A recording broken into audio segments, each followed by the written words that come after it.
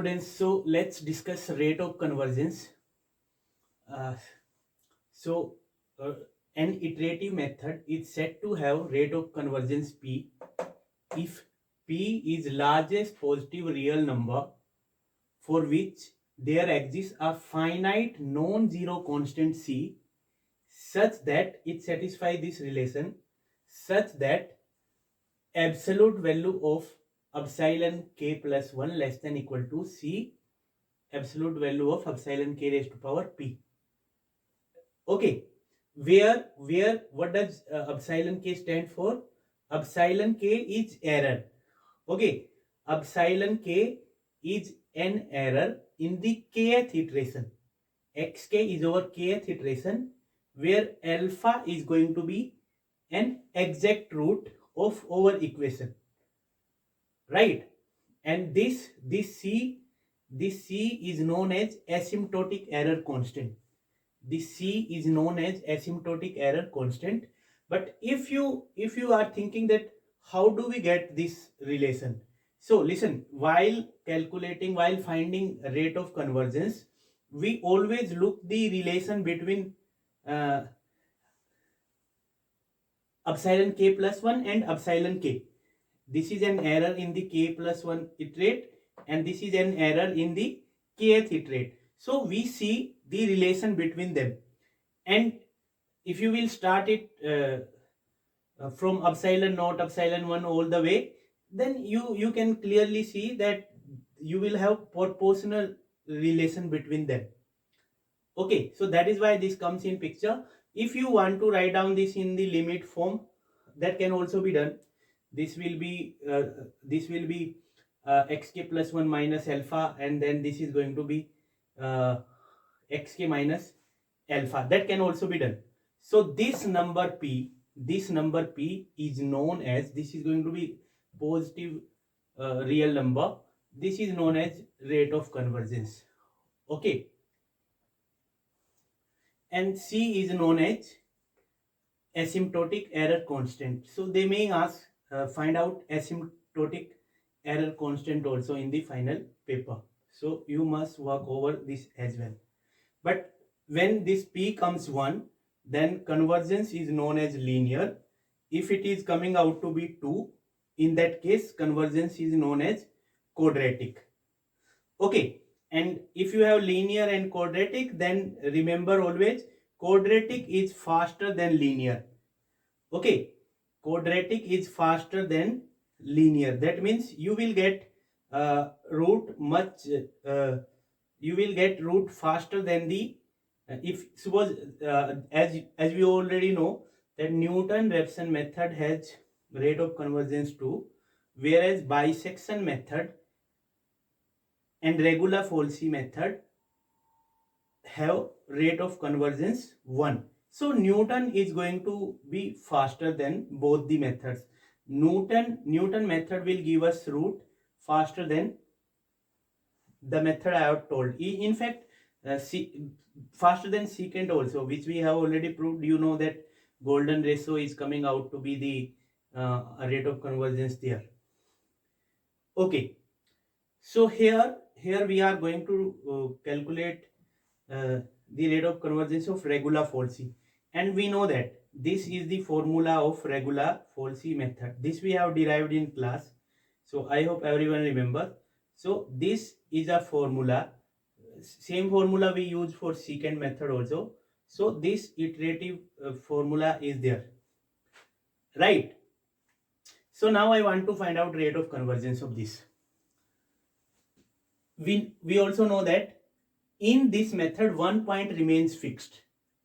You can notice when we have done derivation of this, you can remember from there that one point remains fixed. Let's say it x naught comma fx naught, and put this here in this equation. When you will put this here, so this equation you will get xn plus 1 is equal to xn minus x naught upon fxn minus fx naught into fxn, where fxn and fx naught are going to have opposite sign, hence their product is strictly less than 0. This is going to be negative, that we already know. So if alpha is an exact root of fx is equal to 0, this fx can be transcendental or it can be algebraic also. So if alpha is an exact root of fx, then what does it mean? Alpha will satisfy this. Hence, f alpha is 0. Hence, f alpha is 0. That means wherever we will get f alpha in picture now, that is going to be 0. So that will vanish. Okay, so keeping this in mind, keeping this formula in mind, since we require x naught and xn, so what is going to be x naught? Alpha plus epsilon naught, where alpha is an exact root and epsilon naught is an error, and x naught is approximate iteration. Okay. Similarly, xn is going to be alpha plus epsilon n. One thing you can notice that exact root will remain same for all iterations. So alpha will remain same, only error and iterate will change. Similarly, you can see xn plus 1 is going to be this, and we also know that f prime alpha is going to be 0. It will vanish only at f alpha, not at f prime alpha, right? This also we know. So now please put down all the values here. We have all the values. When you will put all the values, equation number 2 you are getting. Okay, it requires some calculation. You can pause the video and verify that we get equation number 2 by replacing the value of xn plus 1, xn and x naught in equation 1. This we will get.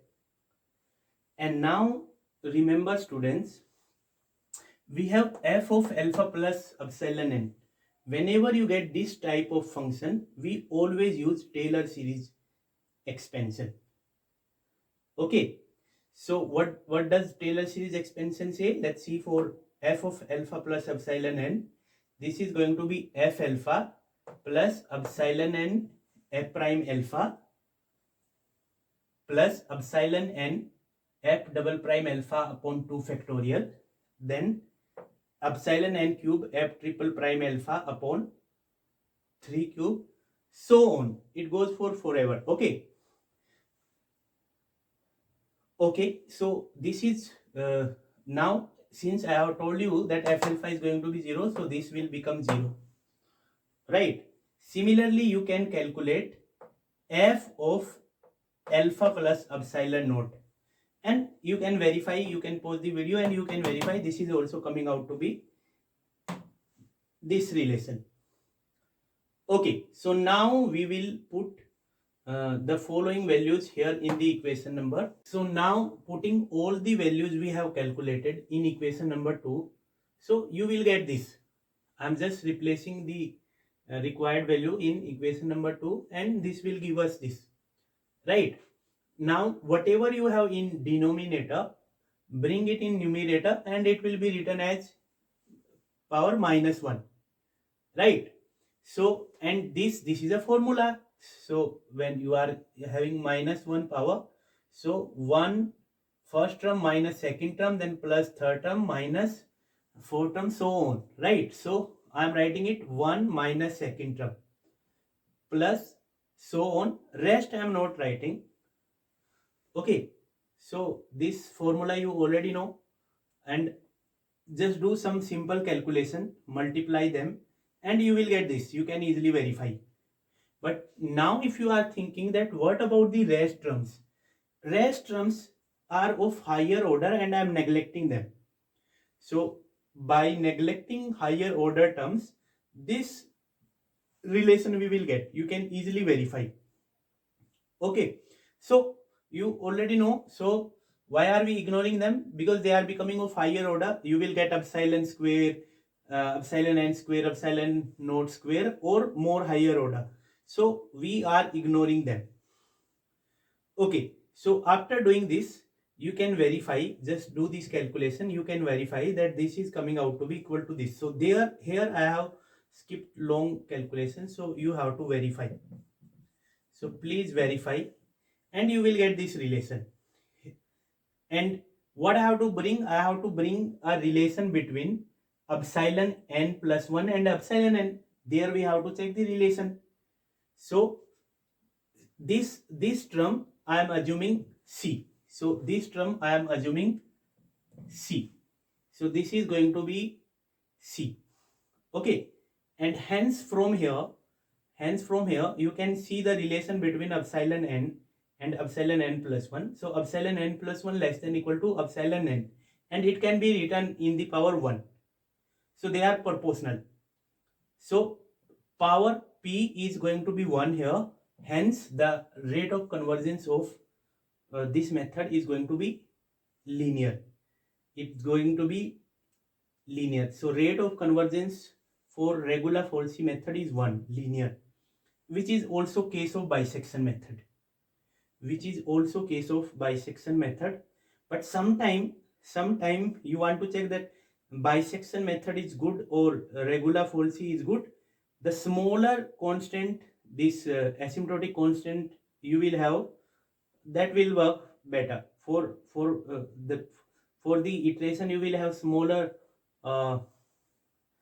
asymptotic error constant that performs better than the other one. So you check with the help of asymptotic error constant.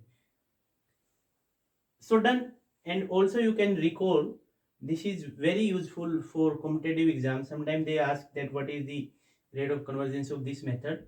Secant has 1.618, which is also known as golden ratio. I have told you already in class what does it mean. Very important concept in mathematics, golden ratio. And then Newton has 2, which is the faster one, the methods we have done. So done. But sometime you may be asked to find out rate of convergence where function is not involving. Like here we are having function f of something. So the following replacement work. Lagrange mean this Taylor series expansion helps us. But if function is not given, as I told you, then you can also try this. If function is not given, you can also try this.